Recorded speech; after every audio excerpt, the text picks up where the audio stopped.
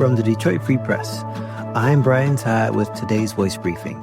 It's Monday, January 26, 2026. This is Neeraj Wariku of the Detroit Free Press with some news on immigration enforcement in Michigan. Some are concerned about the growing number of ICE detainee flights carrying immigrants to and from airports in Wayne County. There were at least 186 flights carrying detained immigrants flying into or out of two airports in Michigan, Detroit Metro Airport and Willow Run Airport. Most of these flights are done by the Air Operations Division of ICE using private airline companies. Willow Run Airport has by far the highest number of ICE detainee flights in Michigan, with 88 outbound flights leaving the airport in 2025.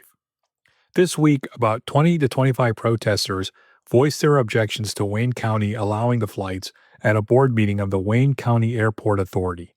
Wayne County officials maintain they don't have contracts with ICE. The airlines who carry the ICE detainees did not respond to requests for comment. For more information on this story, visit freep.com. I'm Susan Tompor, and I'm a personal finance columnist with the Detroit Free Press. The 2026 tax season officially kicks off on January 26. That's when the Internal Revenue Service will start accepting and processing federal income tax returns. The same's true for the state of Michigan. This season promises bigger tax refunds for many people, and yes, some bigger headaches. Taxpayers are going to need to tackle many key changes on their 2025 income tax returns as a result of one big, beautiful bill. The tax changes were signed into law July 4th by President Trump, and many are retroactive for the full 2025 year. Many challenges remain ahead, though, as people face new deductions on tip income, overtime, new car loans, and a brand new deduction that applies to adults age 65 and older. No, everyone isn't going to qualify for these deductions, and that's part of the challenge. The 2026 tax season is shaping up to be one of the most complex and consequential filing seasons in decades. That's according to Tom O'Sabin, an enrolled agent and director for the National Association of Tax Professionals. Many people love to file as early as they can to get their money quickly.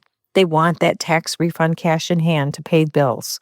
But O'Sabin warns that if you're dealing with tip income or overtime for 2025, it actually could pay to take extra time to understand complex tax rules and make sure that you have the deduction and can prove it with documentation. Hey everybody, this is Evan Petzold, the Detroit Tigers beat writer for the Detroit Free Press. On a recent episode of our podcast, Days of Roar, we talked to The Athletic senior writer Evan Drellich about MLB labor and business issues. Here's a quick snippet of our conversation.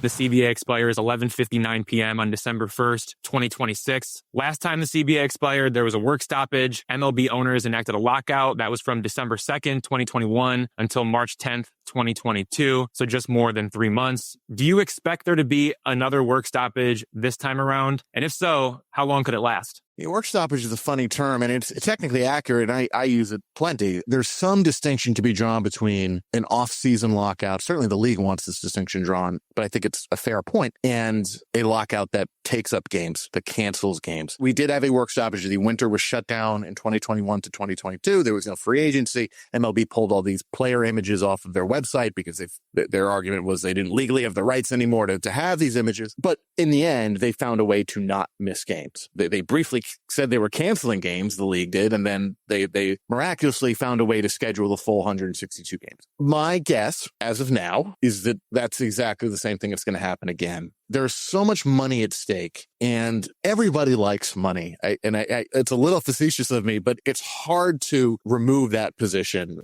You can hear that full conversation in Days of Roar, which is available wherever you listen to podcasts. And as always, you can find our latest coverage on freep.com/sports.